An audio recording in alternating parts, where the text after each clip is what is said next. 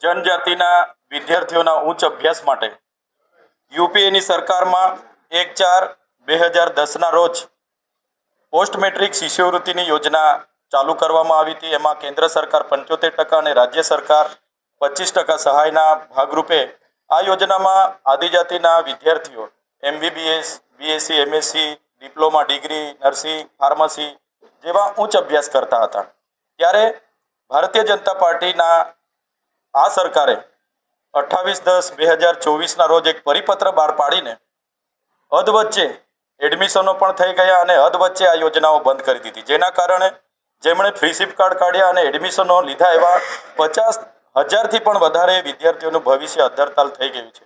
त्यारे आज विधानसभा गृहमां अमे प्रश्नोत्तरीमां प्रश्न मूक्यो अने तमाम धारासभ्यश्री डॉक्टर तुषारभाई साहेब होय, आनंदभाई साहेब होय, अमितभाई चावड़ा साहेब होय, शैलेषभाई परमार साहेब, अमे बधाए कीधुं के मोसाळमां ज्यारे मां पीरसनारी होय तो आ सरकारने शेनो वांधो पड्यो।